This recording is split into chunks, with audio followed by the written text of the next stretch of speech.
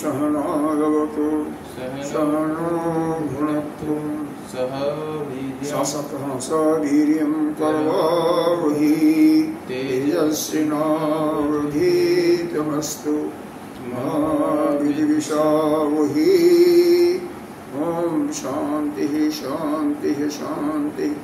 शङ्करं शङ्कराचार्यं केशवं बादरायणं सूत्रभाष्यकृतौ वन्दे भगवन्तौ पुनः पुनः। ईश्वरो गुरुरात्मेति मूर्तिभेदविभागिनी व्योमवद्व्याप्तदेहाय दक्षिणामूर्तये नमः। अखण्डमण्डलाकारं व्याप्तं येन चराचरं तदपदं दर्शितं येन तस्मै श्रीगुरुवे नमः। अज्ञानतिमिरान्धस्य ज्ञानाञ्जनशलाकया चक्षुरुन्मीलितं येन तस्मै श्रीगुरवे नमः।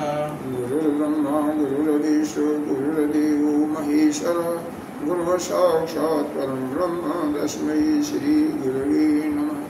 त्वमेव माता च पिता त्वमेव बन्धो च सखा त्वमेव विद्या द्रविणं त्वमेव सर्वं मम देव देव। गयाननं भूतगणादिसेवितं कपिध्वजम्बो फलचारुभक्षं वासुदं शोकविनाशकालकं नमामि विघ्नेश्वरपादपङ्कजम्। अनंत श्री विभूषित 1008 श्री पंचायती महानिर्वाणी अखाड़ा के वरिष्ठ सेवकी वनिष्ठ महामंडलेश्वर एवं उत्तर प्रदेश संत समाज के अध्यक्ष श्री सद्गुरुदेव भगवान के चरणों में कोटि कोटि वंदन अर्चन। यहाँ पर इष्टादेव पंचारी श्री कृष्ण जी के अंतःकरण में विराजमान सात प्रसन्न परमात्मा को नमन करते हैं।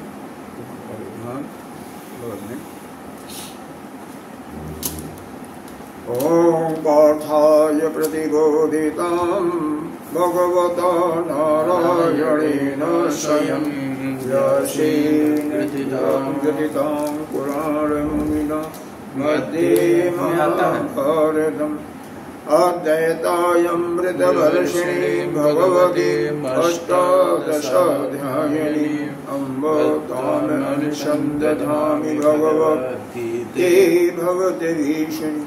नमस्तुते व्यासविशालबुद्धि पुल्लारविन्दाय भद्रनेत्रः दीनदयाभारततैलपूर्ण प्रज्वलितो ज्ञानमयप्रदीपः प्रपन्नपारिजाताय स्तोत्रवित्रैकपाणये ज्ञानमुद्राय कृष्णाय गीतार्घवे नमः। सर्वोपनिषदो गावो गोपालनन्दन पार्थो वत्ससुधीर्भोक्ता दुग्धं गीतामृतं महत्। वसुदेवसुतं देवं कंसचारूढमर्दनं देवकी परमानन्दं कृष्णं वन्दे जगद्गुरुं। भीष्मचोरतटा जयततजला गान्धारिनीलोत्पला शैलग्राहवती कृपेणो वहनी कर्मेण वीलाकुल अस्वस्थामविकर्णघोरमकर दुर्योधनावर्तिनी सुधीरा खलु पाण्डवैर्गणनदीकवर्धकः केशव पाराशरवच सरोजममलं गीतार्धगन्धोत्कटं नानाख्यानककेशरम् हरिकथासम्बोधनाबोधितं लोके सज्जन षट्पदैर्हरापीयमानं बुधा भूयात् भारत पंकजं कलिमलधंसिनांशेयसि। मूकं करोति वाचालं पङ्गुलं हयति गिरिं जगत्कृपातमहं वन्दे परमानन्दमाधवं। यं ब्रह्मा वरुणेन्द्ररुद्रमरुतः स्तुवन्ति दिव्यैः स्तवैः वेदयशां वपदक्रमोपनिषदैः गायन्ते यमेषामि। ज्ञानावस्थिततद्गतेन मनसा पश्यन्ति यं योगिनो यस्यान्तं न विदुतुरासुरगणा देवाय तस्मै नमः, देवाय तस्मै नमः। चौथे श्लोक से आगे पढ़ते हैं। अधिष्ठानं तथा कर्ता, अधिष्ठानं तथा कर्ता, अधिष्ठानं तथा कर्ता, करणं च पृथक्विधं, करणं वा पृथग्विधं, विविधश्च पृथक् चेष्टा, विविधश्च पृथक् चेष्टा, दैवं चैवात्र पञ्चमं, दैवं चैवात्र पञ्चमं, शरीरवाङ्मनोभिः यत्कर्म, शरीरवाङ्मनोभिः, शरीरवाङ्मनोभिः यत्कर्म प्रारभते नरः, यत्कर्म प्रारभते नरः, न्यायं वा विपरीतं वा, न्यायं वा विपरीतं वा, पञ्चैते तस्य हेतवः, पञ्चैते तस्य हेतवः, तत्रैवं सति कर्तारम्, तत्रैवं सति कर्तारम्, आत्मानं केवलं तुजः, आत्मानं केवलं तुयः, पश्यति अकृत्य बुद्धिश्च, पश्यत् अकृत्य बुद्धित्वात्, तु न स पश्यति दुर्मति, स पश्यति दुर्मते। पीछे कल बताया गया था, किसी कर्म के सिद्धि के लिए 5 हेतु होते हैं। कौन कौन? पहला आपका अधिष्ठान, दूसरा कर्ता, तीसरा करण, चौथा यह नाना प्रकार की विभिन्न प्रकार की चेष्टाएं, और पांचवा देवता। यहाँ पर इंद्रियों के देवता लिया गया है, कई जगह वैसे भी देवता, क्योंकि देवताओं का भी है, कोई भी काम करो विघ्न बाधा देवता भी करते हैं, बुरे प्रकृति वाले भी करते हैं, इसलिए देवताओं का भी। जैसे कोई भी कार्य करते हो ना, तो इसलिए अगर विशेष काम शुरू करते हो जो नित्य प्रति नहीं करते हो, इसीलिए विघ्नहर्ता जो है गणेश जी की पहले पूजा करते हैं। कोई भी काम करो, अगर रूटीन काम को छोड़ करके कोई अन्य काम कर रहे हो तो उसके लिए गणेश जी की पूजा की जाती है, जिससे जो बाधाएं आ रही हैं आए बिना विघ्न बाधा के वह कार्य ठीक ठीक। तो यहाँ पर यह पीछे कल बताया गया था कि 5 प्रकार के हेतुओं से ही किसी कार्य की सिद्धि होती है। इन 5 प्रकार के जो हेतु बताए गए हैं, यह उसमें किसी भी कार्य में, चाहे वह लौकिक कार्य हो, अपने व्यवहार जगत का हो या आध्यात्मिक कार्य हो, इसमें होता है। तो इसी को लेकर के आगे का यह श्लोक जो है 16वां है, 15वां तक हम लोगों ने कल पढ़ लिया था। तत्र एवं सति, तत्र एवं मतलब वहाँ पर एवं मतलब इस प्रकार से, इस प्रकार का मतलब क्या है? जो किसी कार्य में 5 प्रकार के यह हेतु बताए गए थे, उस सति माने होने पर, तो इस प्रकार से उसी कार्य को करने के लिए 5 प्रकार के जो हेतु बताए गए हैं उनके द्वारा तो संपादित हो रहा, लेकिन कर्तारम आत्मानम, अकृत बुद्धि, जिसकी बुद्धि अकृत है मतलब अशुद्ध है, मलिन है, विद्या से युक्त है, ऐसा जो पुरुष होता है, आत्मानम कर्तारम, अपने आत्मा को ही कर्ता मान बैठता है। समझे ना? जब कार्य तो किसी भी कार्य को आपका वैसे भी देखो, अगर मान लो कर्ता हम नहीं जानते थे तब भी तो पीछे वो आया था ना, वो पक्षी प्रश्न किया था, अभी तक तो नहीं जानते थे कि शरीर वाणी और मन से ही सारा काम होता है, जैसे पिछले ही श्लोक में था। तो कार्य करना, यह जो जड़ पदार्थ है चैतन्य शक्ति लेकर के, उस आत्मा के चैतन्य शक्ति को लेकर के कार्य तो ही करता है। तीसरे अध्याय में बहुत स्पष्ट बताया है, प्रकृति क्रियमाणानि गुणैः कर्माणि सर्वशः, जितने भी कार्य हैं प्रकृति के, सभी कार्य केवल प्रकृति के गुणों से ही होती हैं, हम नहीं करते, हम तो अलग है ना, हम तो शुद्ध नित्य शुद्ध आत्मा, अहंकार विमूढ़ आत्मा करता हम ही मनते। जो अहंकारी होते हैं, मूर्ख होते हैं, वही अपने को कर्ता मानते हैं, वास्तव में काम तो प्रकृति कर रही है। असल में यह जो कपिल मुनि जी का ये जो सांख्य दर्शन हुआ ना, उसमें उन्होंने यह माना कि यह जो पुरुष ही प्रकृति के साथ जुड़ जाता है, तो प्रकृति के साथ जुड़ गया यानी जड़ के साथ जुड़ गया, तभी जाकर के वो सब कुछ होता है। इसीलिए यह सब सारा बवाल उठा। तो जो ऐसा करता है, जो भी उन कार्य तो कर रहे हैं, पांचों व हेतु जो पांचों साधन बताए गए वही कार्य करते हैं। अधिष्ठान मतलब शरीर,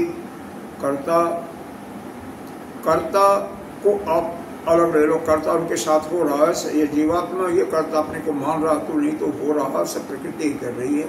और करण आपके इंद्रिय आदि नाना प्रकार की चेष्टाएं मन बुद्धि के द्वारा ही होता है, और दैव इन इंद्रियों के या देवता का कार्य वहाँ से संपादित हो रहा है। लेकिन जिसका बुद्धि में क्या है, अविद्या से ग्रस्त है, वह अपने को उस शरीर से तारतम्य जिसने बना रखा है, भाई जो शरीर को अपना ही मान रखा वही तो कर्ता मानेगा। कार्य तो शरीर से हो रहा, मन से वाणी से जो अपना मान लिया वो अपने को कर्ता मानता है। यही बताएं, पश्यति अकृत बुद्धित्वा, अकृत बुद्धि वाला ही उसको अपना अपनी ही आत्मा को उसका कर्ता मानता है कि करने वाला मैं ही हूँ। स पश्यति दुर्मति है, दुर्मत माने दुष्ट को कहते हैं, बुरे विचार को। यहाँ पर भाष्य में बताया गया है कि दुर्मति वह है जिसको बारंबार जन्म लेना मरना उसी में अच्छा लगता है, तभी तो कर्ता मानता है। तो इसलिए वह जो अविद्या से युक्त प्राणी है, जो कि अपने को मानता है कर्ता की आत्मा ही करता, हम ही इस कार्य को करते हैं, मैं नहीं करता तो नहीं होता। अरे सभी लोग कहते हैं, भैया हमने सुना है जिसके बच्चे बड़े हो जाते हैं ना, घर घर की कहानी है। अब बच्चे ठीक से कार्य नहीं करते हैं, माता पिता के अनुकूल नहीं करते हैं, उनके प्रतिकूल करते हैं, तो क्या कहते हैं, तेरे को पढ़ा लिखा करके हमने इतना बड़ा किया, तो वो तो किए ही माता पिता। यही तो बात है, नहीं करता है तो यही तो समझना है। करने वाली प्रकृति है, और जो उसका जो प्रारब्ध ले करके आया है वहां से उसको फल मिलता है, वो ले करके अपना आया है। एक बालक पैदा होता है ना, तो अपना वो पूंजी ले करके आता है, यही हम सबको नहीं मालूम होता है क्योंकि हम अविद्या से ग्रस्त हैं। तो वो अपना पूंजी ले करके आता है। अरे कई बार देखा होगा, वो लड़का पैदा हुआ, पिताजी का प्रमोशन हो जाता है, कहीं और कोई इनकम का सहारा बन जाता है, तो वह उस लड़के के भाग्य से ही होता है, उसके प्रारब्ध से सब कुछ हो रहा है, समझे। और करने वाली तो यह प्रकृति ही है, मतलब शरीर कर रहा है, वाणी, ये सब प्रकृति का ही असर ना, क्योंकि पंच महाभूतों से बना हुआ है। लेकिन साधारण व्यक्ति जो विद्या से युक्त है, और 99.9% है, तो फिर सही लोग मानते हैं कि हमने की यही। और जो ऐसा मान लेता है क्योंकि उसकी बुद्धि मलिन है, अविद्या से युक्त है, और वो बारंबार उसको जन्म लेने में ही अच्छा लगता है, दुर्मति वाला है, बुरी बुद्धि वाला है, ऐसा जो देखता है उसका कभी भी कैसे उद्धार हो सकता। तो यहाँ पर अब भाष्य थोड़ा सा लंबा है। तत्र का अर्थ किया, पहला ही शब्द है तत्र, तत्र एवं। तत्र का शब्द के अर्थ किया, इति प्रकृतेन संजम्यते, मतलब प्रकृति के साथ यहाँ पर जो संयुक्त हो गया, संजमति माने संयुक्त हो गया, युक्त हो गया, जो अपने को प्रकृति से संबंध बना लेता है। एवं सती, एवं सती का अर्थ किया हमने, क्या बताया था, ऐसा होने पर यहाँ पर बताया, एवं यथोक्तई पंचभी हेतुभी निर्वर्तते सत्य कर्मणि, मतलब 5 जो हेतु बताए गए हैं पहले, उन करणों के द्वारा ही कर्म की सिद्धि होती है। ठीक है, यही तो बताया जा रहा। तत्र एवं सति इति दुर्मितस्य हेतु तेन संबंधते, कह रहे हैं वहां पर भी यह दुर्मति से, दुर्मति का मतलब वो आचार्य के उपदेश को, गुरु के उपदेश को न मानते हुए, क्योंकि उसके अंदर क्या है, अविद्या से युक्त है, मल है, तो उसके न मान करके हेतुत्व संबंधते, वो जो हेतु हैं वो जो बताया गया साधन उनके साथ अपना संबंध बना लेता है। और उन पांचों कारणों के साथ जो अब उसकी आत्मा अविद्या से युक्त है तो आत्मा को ही, अपने को ही आत्मा को कारण मान बैठता है। अपना मतलब वही आत्मा को, उसी को कारण बैठा है कि यह मैंने किया, मैं करता हूँ। और जहाँ यह भाव आ गया कर्ता का, कहाँ पर क्या होगा? जो उस कर्म के द्वारा जो भी कर्म कर रहा था पाप होगा, पाप का भागी होगा, और पुण्य होगा तो पुण्य का भी उसको मिलेगा। और जो इसको नहीं कर मानता है, कार्य दुनिया भर के होते हैं, उसके शरीर के द्वारा हो रहे हैं, उसके वाणी के द्वारा हो रहे हैं, उसके मन के द्वारा, लेकिन जो यह समझता है, ये अगले श्लोक में आएगा कि हमने नहीं किया, यह जड़ पदार्थ है, यह प्रकृति है, यह कर रही है, तो वह उस पाप का न भागी होता है न पुण्य को भागी होता है। पुण्य पाप से भरी भरी हो जाता है। यहाँ पर तो ये भी आगे बताया जाएगा कि जो यह मानता है कि मैंने पाप किया तो वही पाप का भागी होता है। जो कहता मैंने कुछ नहीं किया, मैंने पाप का भागी, वह नहीं होता है। आगे देखो इसको बताया गया क्या। आत्मानम, वह अपने को कर्ता मान लिया अपने आत्मा को, लेकिन है क्या? आत्मानम केवल शुद्धम तूजा पश्यति अविद्वानम। तो कह रहे हैं कि शुद्ध आत्मा को उन कर्मों का कर्ता समझता है। कौन समझेगा? आत्मा तो शुद्ध बुद्ध है ना, और समझ कौन रहेगा? जो अविद्या से ग्रस्त होगा वही तो समझेगा। जो मलिन है, जो आचार्य और गुरु के उपदेश द्वारा शिक्षित नहीं है, संस्कारित नहीं है, वही मानेगा ना। कस्मात, किस प्रकार से? वेदांत बता रहे हैं, वेदांत आचार उपदेश न्याय का मतलब न्याय दर्शन। तो वेदांत के द्वारा, वेदांत में जो उपदेश दिए गए हैं, आचार्य और वेदांत के उपदेश को, और न्याय में जो दिया हुआ है अकृत बुद्धित्वाद असंस्कृत बुद्धित्वाद, मतलब वह अकृत बुद्धित्वाद, मतलब वह अविद्या से ग्रस्त होने के कारण, उसकी बुद्धि में अविद्या भरी होने के कारण, असंस्कृत बुद्धित्वाद, उसकी बुद्धि संस्कृत नहीं होती, उसकी बुद्धि शुद्ध नहीं होती। नहीं समझ आ रहा? बुद्धि हमारे दो प्रकार की होती है, इसको समझे। पहले उसको बाद में देख लेना, पहले समझे। देख के ज्यादा समझ में आ रहा नहीं, दूसरे समझ में बहुत थोड़ा सा वो आएगा, थोड़ा सा। अभी तो ये तो खैर हिंदी भी आसान है तो समझ में आ जाएगा, लेकिन कई चीज़ें होती हैं ना कि वह हिंदी जैसे उसमें दिया हुआ है वैसे बताया भी नहीं जाता, और वो आपके समझ में आसानी से नहीं आता। लेकिन यहाँ तो बहुत सिंपल हिंदी दिया हुआ है इसमें, इस 1 2 3 4 श्लोक को मैंने देखा, बहुत सरल है। तो वैसे देखते ही हमारे यहाँ एक महान व्यक्ति थे, 2 4 पेट का, ऐसे आँख फैला करके देखते थे। बताया जाता था हमको भी ट्रेनिंग में, पूरा जो लिखा हुआ है बस ऐसे पूरा उनकी आँख के सामने आ जाता था, समझ जाते थे। कहीं गलती होती तो वहीं बंद कर देते थे। ऐसे होते हैं, लेकिन अभ्यास होता है, बहुत तगड़ा अभ्यास होता है, तो वो बात अलग है। तो वास्तव में वो असंस्कृत बुद्धि है और कुछ नहीं समझता। वो तो समझता है कि मैंने किया सारा काम, मैं ही करता हूँ, लेकिन वास्तव में वो कुछ भी नहीं जानता। जह अभी देहात अवितृप्त आत्मवादी अन्यम आत्मानम, मतलब वह आत्मा को शरीर आदि से अलग मानता भी है। अगर मानता है, मान लो अगर आत्मा को शरीर से अलग मान रहा है, लेकिन उसकी बुद्धि अपरिष्कृत है, शुद्ध नहीं है, अशुद्ध बुद्धि है, तो केवल आत्मा को वह कर्ता समझता, वह होने के बाद भी आत्मा को ही कर्ता समझता है, तो इसका मतलब वह अविद्या से ग्रस्त है।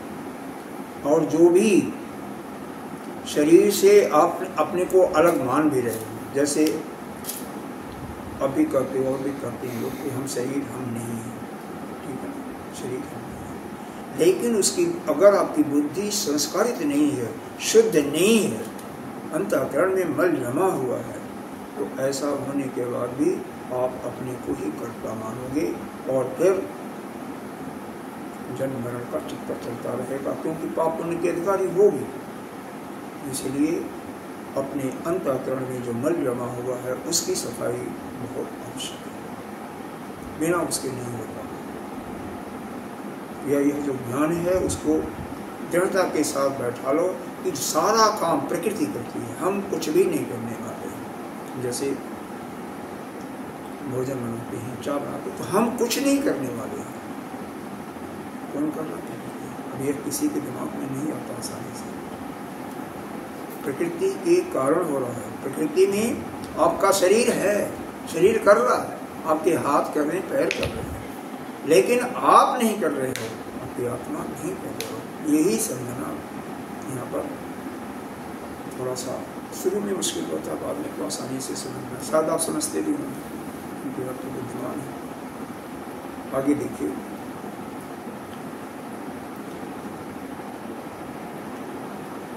सपश्यत्यात्मनः तत्त्वं कर्मणो वा इत्यर्थ। यहाँ पर यह बताया असंस्कृत बुद्धि होने के कारण, क्योंकि बुद्धि अशुद्ध बुद्धि दो प्रकार, एक शुद्ध बुद्धि और एक अशुद्ध बुद्धि। शुद्ध बुद्धि वह है जिसके अंदर का कीचड़ मल साफ हो गया है, वह हमेशा शुभ ही सोचती है, और जिसके अंदर वह मल कीचड़ भरा हुआ है, पिछले जन्मों का संस्कार कर्मों का संस्कार भरा हुआ है, वो हमेशा अशुद्ध ही सोचता है। तो वह भी वास्तव में आत्मा के कर्म का तत्व नहीं समझता। मतलब जिसकी भी बुद्धि असंस्कृत होगी वह आत्मा के वह ठीक तरह से नहीं समझा, कर्ता कोई है और वह अलग है। तो क्योंकि आत्मा तो जो है ना, उसमें कुछ व्यतिरिक्त होता ही नहीं है, वो तो कुछ करता ही नहीं है। अब यहाँ पर वो क्षेत्र को लाओ, तब समझ में आएगा, क्योंकि आप तो आत्मा ही हो ना। क्या मेरा आत्मबोध का है। निर्गुणो निष्क्रियो नित्यो, निर्गुणो निष्क्रियो नित्यो, निर्विकल्पो निरंजन, निर्विकारो निराकारः नित्य मुक्तस्य निर्गुण। आपको हमेशा वहाँ पर क्या बताया, निर्विकल्प बताया गया है, कुछ सोचते भी नहीं, निर्विकल्प ही हो, और क्या है, कुछ करते भी नहीं, कुछ भी नहीं करते हो ना, इसलिए निष्क्रिय बताया गया। इसका मतलब बुद्धि वगैरह भी आपके पास नहीं है, तो वह आत्मा आपका वैसे ही है। इसीलिए आत्मा कुछ नहीं, वो तो नित्य शुद्ध बुद्ध मुक्त है, और वही आप आत्मा हो, उसी के दृष्टिकोण से बताया। और वही आत्मा जब विश्व तेजस प्राप्त के रूप में शरीर से तादात्म्य करता है, तभी तो सुखी दुखी होता है। सुखी दुखी तभी होता है, न करे तो नहीं होगा। और इसी प्रकार से अपने को कर्ता मान बैठता है, तो उसके पाप और पुण्य को भोगेगा, उसका मतलब पुनर्जन्म उसका निश्चित हो जाता है। अगली लाइन है, अतः दुर्मति कुशता, वो जो दुर्मति है, जो अशुद्ध बुद्धि वाला है, जिसकी बुद्धि आचार्य या गुरु के द्वारा संस्कारित नहीं हुई है, वह कुत्सिता मतलब घृणा करने के पात्र है। ऐसे तो सारे लोग हैं, किसे कैसे घृणा करेंगे। विपरीता दुष्टा, और क्या दुष्ट बुद्धि है। अजस्रम, अज कहती हैं जन्मना, ठीक है, बारंबार जनन मरण प्रतिपत्ति हेतु भूता है मति। इसकी बुद्धि कैसी है, बारंबार जन्मने और मरने में ही विश्वास करती है, इसीलिए उसको दुर्बुद्धि कहती है। अश्य इति दुर्मति स पश्यति अपि न पश्यति, ऐसा व्यक्ति जो कुछ देखता है, इसका मतलब वह दुर्मति वाला, अब संस्कारित बुद्धि वाला कुछ नहीं देखता, क्योंकि वह जो देख रहा है वह वास्तव में सत्य को नहीं देख रहा है। अब देखो, अभी हम आप भी इन नेत्रों से जो हमें दिखाई दे रहा है, अगर हम अपने ज्ञान की चक्षु को नहीं खोलेंगे तो हम क्या देखेंगे। आपको ये पुस्तक है, ये स्टैंड है, ये कुर्सी है, यही सब देते हैं व्यवहारिक दृष्टि में, लेकिन परमार्थिक दृष्टि से वास्तव में ऐसा नहीं है। जब ऐसा दृढ़ता आ जाएगा कि यह शरीर अलग, मैं अलग, शरीर कर रहा है, मन वाणी कर रही है, तो मैं नहीं, मैं तो बिल्कुल नित्य शुद्ध बुद्ध मुक्त हूँ। ऐसा जब दृढ़ता आ जाती है तभी जाकर के वो परिष्कृत होता है, समय लगता है मल निकलने में, साफ होने में। नहीं तो हम शरीर से जो भी होगा, मन से होगा, मन में तो शरीर से कम मन से बहुत होता है। अब आपका होता नहीं, लेकिन हमने तो देखा मन से भी होता है, बहुत ही होता। आप अभी अज्ञानी। हाँ, मैं तो मानता हूँ अज्ञानी। वाणी से नहीं, वाणी से किसी को कठोर बोल दिया बोलता तो, और हालांकि भाव तो नहीं होता है, एक दूसरे नियम के अनुसार उसमें कोई दोष नहीं है, क्योंकि किसी को हित, किसी का हित करने के लिए, किसी का भला करने के लिए अगर कुछ कठोर वचन बोला जाता है तो उसमें बुरा नहीं है। वह उसके लिए हमारे अंदर कोई पाप की वृद्धि नहीं हो गई, पाप का जन्म ही नहीं हो रहा, क्योंकि हमारा भाव जो है शुद्ध करने के लिए, किसी को परिषद करने के लिए है, किसी का कल्याण करने के लिए। लेकिन अगर किसी से मीठा भी बोलो और उसमें आपका हित छिपा हुआ है, अरे उसका अनहित छिपा हुआ है, तो वह भी जो है आपको आपका भाग्य है, वह वाणी द्वारा पाप होगा। बहुत मीठा बोल रहे हैं, लेकिन वह मीठा बोल करके उसको क्या कहते हैं, बलगाने का क्या कहते हैं, उसको किसी काम से अलग करने का क्या कहते हैं, कोई शब्द होता है। किसी व्यक्ति के साथ मीठा बोल करके गलत कार्य में लगाना। आजकल कोई सब समझ जाते हैं, सब दूसरे तुमको बना देंगे चूतिया, तुम किसी को नहीं बना सकते, सब बहुत हरामी होते हैं। नंबर वन वह तो कौन होता है? हरामी तो वही होता है जो अविद्या से ग्रस्त है। कलयुग, उड़ती चिड़िया, छोटे से बच्चे पहचान लेते उड़ती चिड़िया।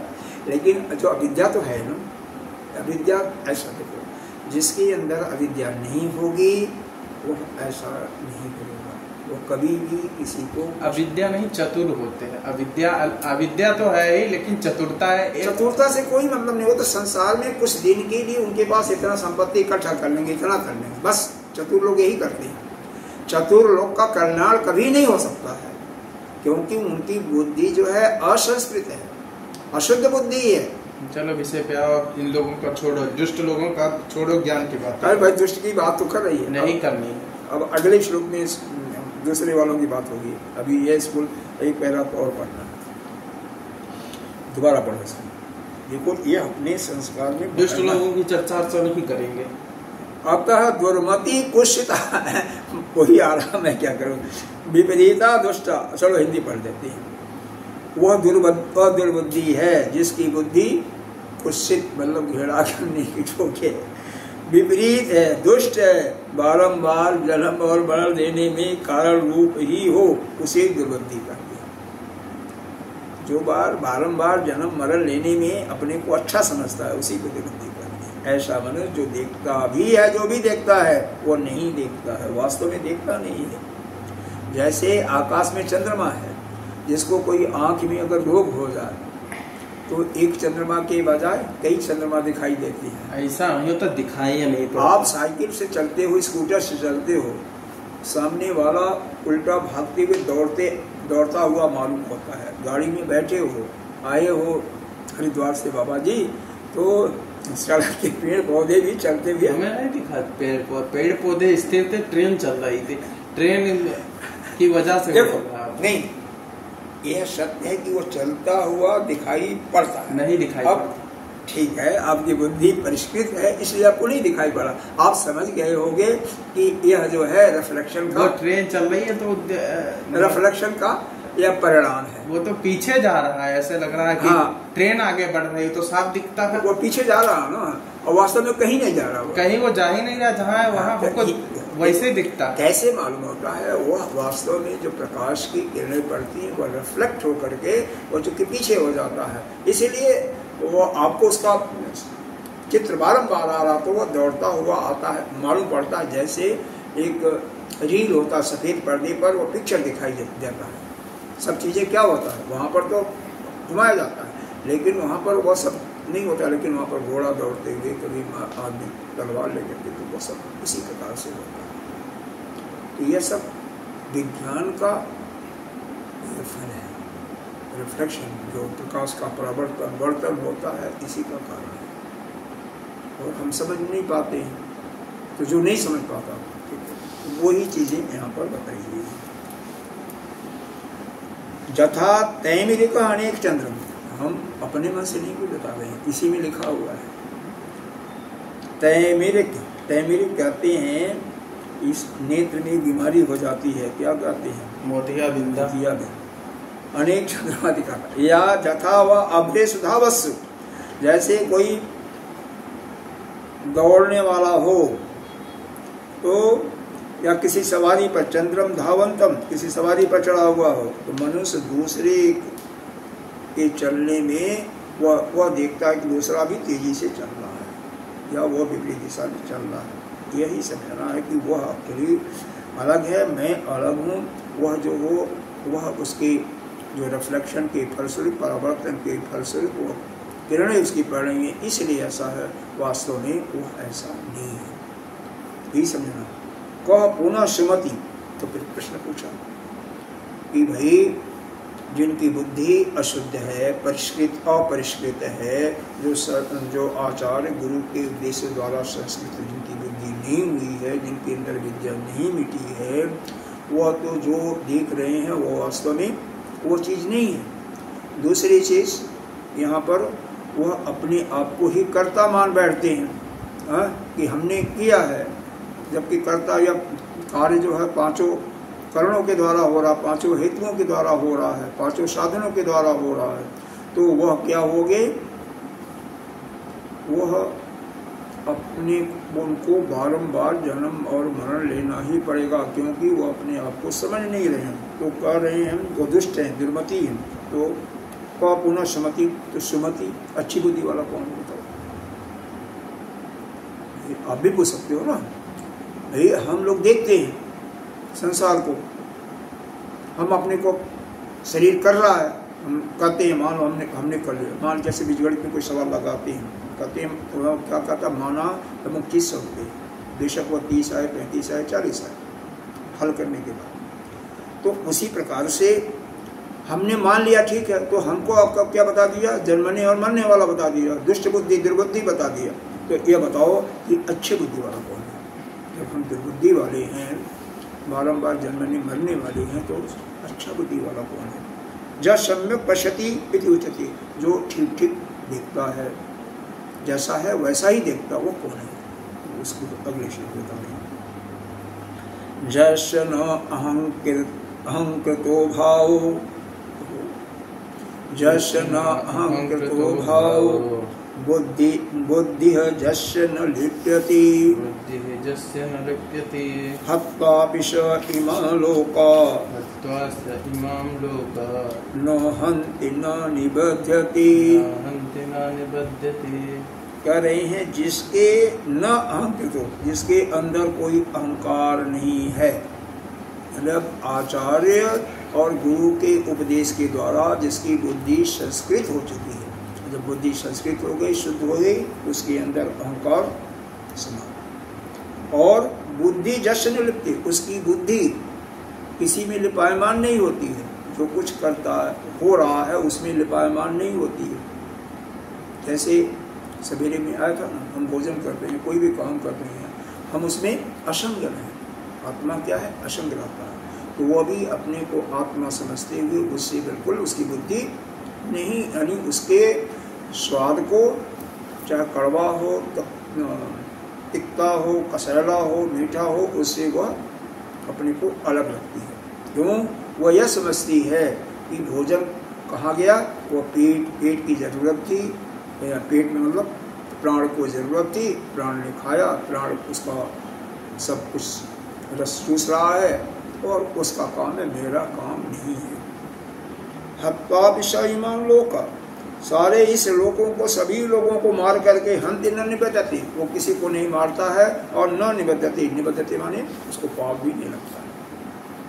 जिसकी बुद्धि परिष्कृत हो गई, यही तो गीता जी में भगवान ने अर्जुन को समझाया था कि यह तुम्हारे गुरु हैं या आचार्य हैं या सारे राजा महाराजा हैं, 1000 साल पहले भी थे और 1000 साल बाद भी, मतलब युद्ध के बाद भी इनका शरीर मरेगा फिर भी आएंगे, रहेंगे, पहले भी थे। और इनको मानने से कई दूसरे अध्याय में तो सारा ही बताया गया ना, आत्मा कभी मरता नहीं है ना कोई मार सकता। क्या बताओ, कोई श्लोक याद है इसमें? दूसरे अध्याय का न हंति हन्नमाने शरीरे आया है ना, कौन सा श्लोक है? दूसरे अध्याय का ही है,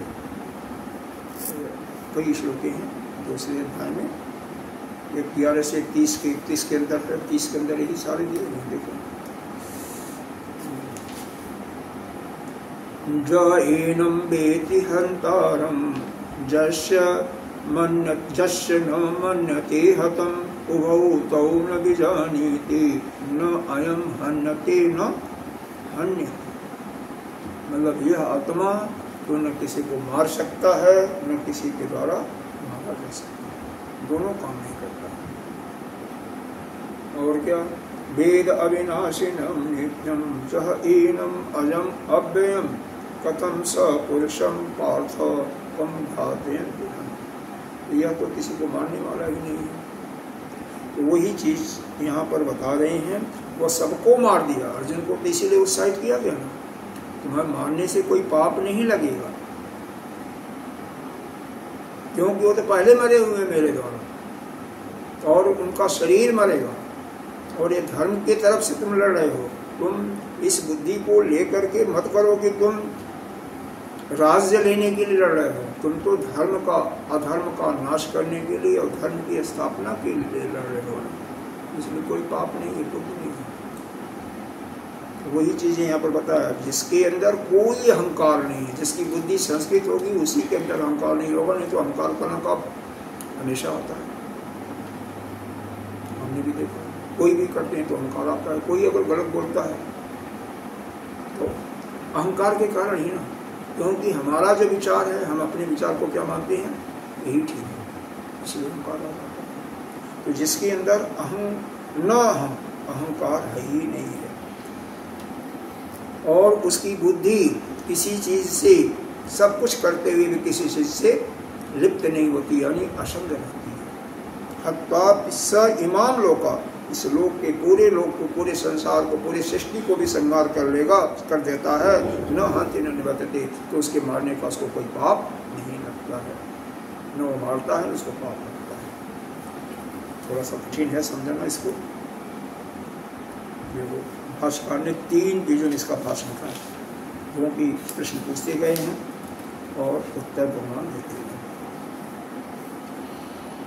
भाष्य देखो, शब्द का अर्थ हो गया। भाष्य, जस्य शास्त्र आचार उपदेश न्याय संस्कृत आत्मनो न भवति अहं कृतः। मतलब शास्त्र और आचार के उपदेश का न्याय से जिसका अंतःकरण अच्छी प्रकार से क्या हो गया है, संस्कृत हो गया है, यानी शुद्ध हो गया है। दूसरे शब्दों में जिसकी अविद्या समाप्त हो गई है, विद्या मिट गई है, उसके अंदर ज्ञान की ज्वाला प्रकट हो गई है। तो वह क्या करता, अहम कर्ता इति एवं लक्षणो। तो वह ऐसा पुरुष किसी के अंतःकरण में बैठकर उसके अपने अंतःकरण से यह कभी नहीं कहेगा कि मैं करता हूँ। अहम कर्ता इति एवं लक्षणो, ऐसा जो भाव है अहम कर्ता का कि मैं करता हूँ। प्रत्यय एते एव पंच अधिष्ठानादय अविद्या आत्मनि, जो 5 बताए गए हैं हेतु, जिसमें अधिष्ठान एक का नाम लिया और उसके बाद आदिह कर दिया, तो वह अधिष्ठान कर्ता करण विविध चेष्टाएं और देह, ये बताया। तो उनके साथ अविद्या आत्मनि, अविद्या जिसके अंदर होती है वही आत्मा को कर्ता मानता है। जिसके अंदर जिसकी बुद्धि संस्कृत हो गई है वह अपने को कर्ता कभी नहीं मानेगा, क्योंकि वह तो कुछ करता नहीं, वो तो उससे अलग होता है, शरीर से अलग है, मन से अलग है, अंतःकरण से अलग है, तो वह कर्ता कैसे मानेगा? करने वाला तो कोई और है। कल्पिता सर्व कर्माणाम कर्तारो न, हम सभी कर्मों को करते हुए न अहम, हम कोई करने वाले नहीं। उसी को लगा भगवान मिट्टी खाए थे, कृष्ण खाए थे कि नहीं खाए थे, भागवत में सुना है ना। लेकिन क्या कहते, हमने मिट्टी तो खाई नहीं। वो झूठ नहीं बोले थे, सच बोले थे। नहीं समझे उस समय तो हम भी पहले क्या करते थे कि देखो भगवान झूठे हैं, सच बता रहा हूँ। जब हम भी इस चीज़ को नहीं जानते थे तो यही कहते थे भगवान देखो छोटे हैं, बालकों जैसे वे लीला कर रहे हैं। लेकिन वास्तव में वो लीला भी नहीं थी, लीला लोगों के नजरों में है, लेकिन वो सत्य बोल रहे थे। क्यों कि उनका मुख खाया था, मुंह खाया था, उनकी इंद्री खाई थी, शरीर खाया था, वो तो कुछ खाने वाले नहीं है। हम नहीं खा रहे ना, हमारा यह शरीर हमारा नहीं है। अरे समझ में आ रहा, आगे बढ़ो। हाँ, इसी को समझ शांत है तो हम समझ जाते हैं, बोलते नहीं है। दृढ़ता बढ़ाना सबको, बस कोई दिक्कत ही नहीं है, तो इसकी कोई जरूरत नहीं है। अभी तो भगवान इसको छोड़ेंगे नहीं, बहुत बड़ा लंबा चौड़ा भर दिया है कि अच्छी तरह से हमारे बच्चों के अंदर बैठ जाए। तो और जिसके अंदर मैं करता हूँ इस प्रकार की भावना की प्रतीति ही नहीं होती, ऐसा होता ही नहीं कि मैं करता हूँ। ये न शब्द आया, न अहं करता, न अहं न आया ना, तो न को यहाँ पर लाया गया, न अन्वय करने में न को बाद में लाया गया। तो यह पंच अधिष्ठानाद विद्या, यह पंच अधिष्ठान ही वही करते हैं, मैं नहीं करने वाला। अहम तो तद व्यापारायणाम साक्षी भूता, हम तो कुछ व्यापार भी नहीं करते, हमारे द्वारा कोई व्यापार नहीं, मैं तो केवल साक्षी हूँ, मैं तो केवल सबको देख रहा क्या हो रहा क्या नहीं हो रहा। जैसे बुजुर्ग कहते हैं ना, मैं तो केवल कुछ नहीं करता, मैं केवल साक्षी हूँ। अप्राणो ही मनो शुभो अक्षरात् परतः, यहाँ पर बताया गया अप्राणो, प्राणों से रहित, मन से भी रहित, ही मनो, अप्राणो अमनो, मन से भी रहित, प्राण से भी रहित, शुभो अक्षरात् परतः पर, मैं शुद्ध हूँ और अक्षर जो भी है, अक्षरा जो ब्रह्म, उससे भी परे हूँ, उससे भी श्रेष्ठ हूँ, यानी पर ब्रह्म, मैं ही ब्रह्म हूँ। केवल अविक्रिय इति एवं पश्यत इति तत्, अविक्रिय जिसका आत्मा, अरे जो जिसकी बुद्धि, यहाँ पर आत्मा पर बुद्धि, जिसकी बुद्धि शुद्ध नहीं होती वही अविक्रय होता, वही ऐसा देखता है कि मैं करता हूँ। और जिसकी बुद्धि संस्कारित होती है, शुद्ध होती है, वो कभी ऐसा नहीं देखता। आगे बढ़ते जाए और देखो अगला, अभी छोड़ना नहीं है। बुद्धि अंतःकरणम जस्य आत्मन उपाधि भूता न लिपति, जिसकी बुद्धि यानी जो यह आत्मा का उपाधि स्वरूप ये सब है उससे लिप्त नहीं होता, न अनुशयनी भवती, और न उसका चिंतन करता है कि इदम अहम, उसको अपना मान करके चिंतन करता है। अनुशयनी, अन मतलब पीछे, मतलब उसके पीछे नहीं चलता है। इदम अहम, यह मैं हूँ, अकार्षम तेन अहम नरकम गमिष्यामि, यह भी नहीं करता कि मैं नरक में जाऊंगा, वो कुछ भी नहीं करता, मैं नरक में जाऊं, मैंने ऐसा गलत पाप किया है, मैं नरक में जाऊंगा, वो नहीं करता। आपने कुछ किया, ठीक है, उसका परिणाम एक नरक में जाने का है, तो क्योंकि आप शुद्ध आत्मा हो, वास्तव में आपने नहीं किया, ऐसी बुद्धि दृढ़ हो गई है, तो यदि आप कहते हो मैं नरक, तो उसमें आप कहो, क्या कहो कि मैं नरक में नहीं जाऊंगा क्योंकि मैंने कुछ नहीं किया, ये जो कुछ किया सिर्फ कब, जब आपकी बुद्धि बिल्कुल परिष्कृत हो गई है। नहीं जान करके कोई करता है, अशुद्ध हुआ करता रहता है, तो फिर उसके लिए नहीं है। जो जिसके अंदर ज्ञान का संचार हो चुका है वही, वो कुछ नहीं करता, और वह कहेगा भी नहीं मैं नरक में जाऊंगा, क्योंकि जो नरक में कहता मैं जाऊंगा, मैंने पुण्य किया, मैंने पाप किया। भाई जब पाप किया तो पुण्य भी तो कहोगे, कोई अच्छा काम होता है पुण्य हुआ। तो ऐसा नहीं होता है कि पुण्य का भागी आप हो जाओ और पाप का भागी ना हो, दोनों का होना पड़ता है। इसका मतलब आपने बहुत बड़ा यज्ञ किया तो आपको पुण्य भी नहीं मिलेगा। क्यों? आप तो कुछ करने वाले नहीं हो, और आपके द्वारा किसी का हनन भी हो गया तो भी आपने नहीं किया, देखो शरीर नहीं किया, तो दोनों में न पाप मिलेगा न पुण्य मिलेगा, दोनों के हकदार आप नहीं होंगे। ऐसा शुद्ध ज्ञान यानी जिसकी बुद्धि संस्कृत हो जाएगी उसी के लिए होगा। क्योंकि पीछे बताया ना सुमति कौन है, तो सुमति वही है जिसका ज्ञान नष्ट हो गया, विद्या नष्ट हो गई है, जिसके अंदर ज्ञान विद्या वह ब्रह्म विद्या पूर्ण रूप से ब्रह्म विद्या से और क्या। एवं जस बुद्धि न लिपते स सुमति स पश्यति, जिसकी बुद्धि सब कुछ करते हुए किसी भी कार्य से लिप्त नहीं होती है, असमझ रहती है, उसी को कहते हैं वही देखता है, वही सुमति है, वही अच्छी बुद्धि वाला है, वही श्रेष्ठ है। इतने से काम चलता जाएगा, इतना समझाने से काम चलता जाएगा। तो अगला देखो, हत्वा अपिशयमान लोकान, अगली लाइन है ना, हत्वा अपिशयमान लोकान सर्वान प्राणिनाम इत्यर्थ, सभी प्राणियों को मार दो, तो मार दिया कोई, मान लो। न हन्ति हननम क्रियाम न करोति न निबद्धति, तो अगर मार दिया, सबको मार दिया, हजारों आदमियों को मार दिया, तो कहते हैं उसने हनन क्रिया भी नहीं किया, न उसने मारा और न इसके पाप से वह लिप्त हो गया, क्योंकि उसकी बुद्धि इन सब कार्यों से असंग है, क्योंकि वह ज्ञानी है, तो उसके अंदर अविद्या का लेश मात्र भी संस्कार नहीं है। अब पूछ रहे हैं भैया, और नहीं अभी एक लाइन होगी, न अभी तत्कारेण अधर्म फलेन संबंधित, और उससे धर्म का भी परिणाम भी नहीं मिलता। तो देखो अब यह पूछ रहा है, हम लोगों को जो पूछना चाहिए, ननु हत्वा अपि न हन्ति इति विप्रतिसिद्धम उच्यते तद्वपसथ, यह एक प्रकार से सूत्र है। ननु हत्वा अपि न हन्ति इति विप्रतिसिद्धम, मतलब वह ज्ञान की यह स्तुति है, तो भी यह कहना हमेशा विप्रतिसिद्धम, विपरीत है। क्यों?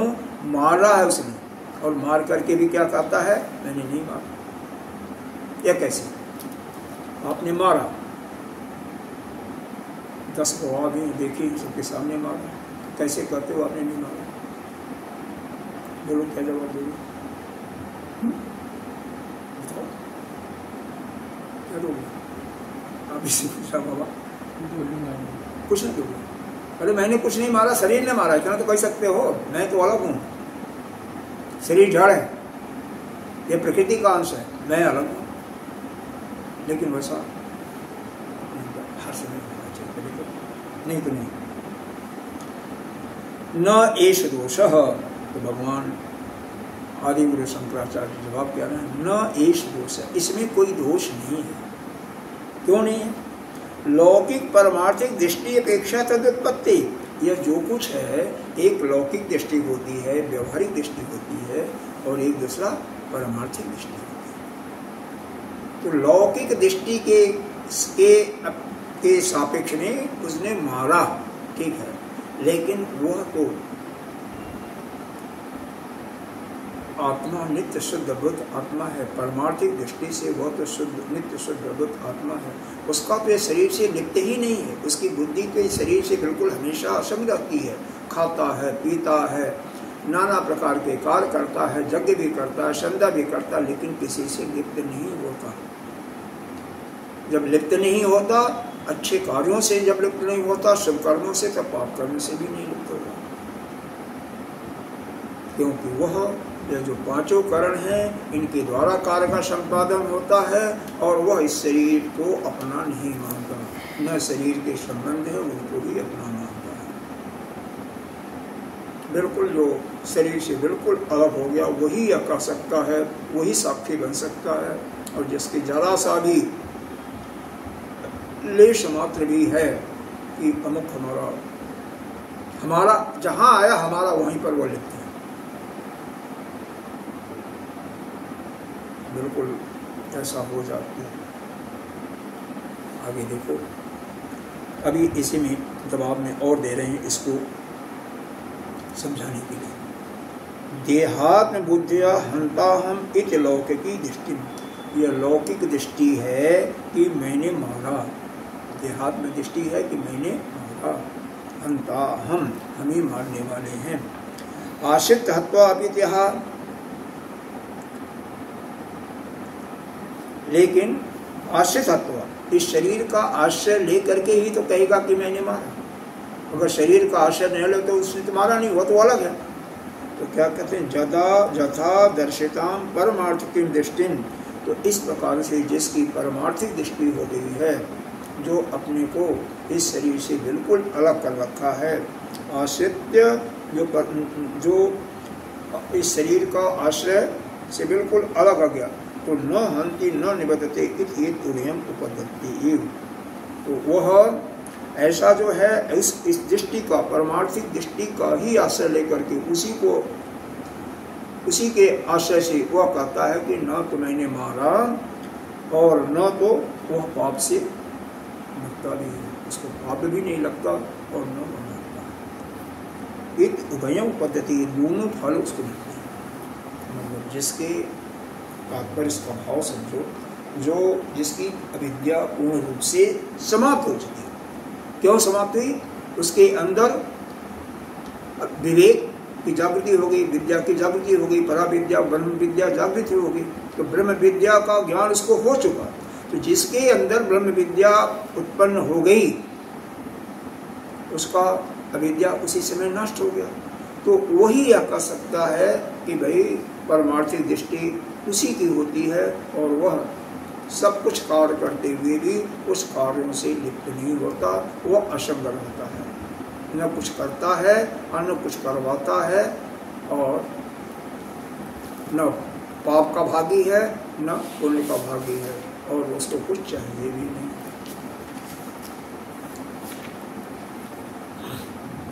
चलो एक आध पहला और बोल, एक प्रश्न बस पढ़ करके न फिर प्रश्न पूछा, प्रश्न फिर पूछ रहा क्या, ननु अधिष्ठान आदि संभूय करोति एव आत्मा, तो केवल शब्द का प्रयोग होने से पाया जाता कि अकेला आत्मा कर्म नहीं कर सकता था, क्योंकि करने वाले क्या है, अधिष्ठान आदि, अधिष्ठान जो पांचों प्रकार के बताए गए हैं ना, तो वह कर्म करते हैं। तो कर्तारम आत्मानम केवलम तुम, तो केवल अकेला आत्मा कर्म नहीं करता, या कोई भी नहीं करता। इसमें पांच चीजें हैं। इति केवलम शब्द प्रयोगात, तो कह रहा है कि अन्य हेतुओं के साथ सम्मिलित होकर के निसंदेह वह करने वाला है। यह शब्द का यहाँ पर क्या है, इति केवलम, यहाँ पर केवल शब्द का प्रयोग किया गया है कि मैं नहीं करता हूँ, लेकिन वह करता तो है। वह पांचों अधिष्ठान, शरीर के साथ संबंध हुआ, उसकी चेष्टाएं हुई, उसके हाथ पांव में, हाथ ने तलवार लिया उससे मारा, या हाथ में बंदूक लिया उससे मारा, उसके हाथ के जो देवता हैं वह भी सहायता की, तो वह जो कर्ता के रूप में वह है, तो वह उनके साथ में जुड़ तो गया, तो क्यों नहीं पाप पुण्य उसको मिलनी चाहिए सजा। तो वह कर्म करता है, तो आप कैसे करते हो, नहीं कर्म करता, तो भगवान इसका उत्तर देते हैं, न एष दोष, इसमें भी कोई दोष नहीं है। कल या सवेरे बताया था ना, दुर्वासा ऋषि का, दुर्वासा ऋषि का, इसी प्रकार से भगवान कृष्ण भी, सारी गोपियां उनको पति मानती थी। कितनी पत्नियां थी उनकी, शादी होने के बाद कितनी पत्नी थी, 16,100, 8 पत्नियां, 16,100। फिर भी वो क्या थे, आजीवन क्या थे, ब्रह्मचारी थे, कुछ नहीं करते थे, क्योंकि किसी कर्म से वो लिप्त नहीं थे, वो तो शुद्ध।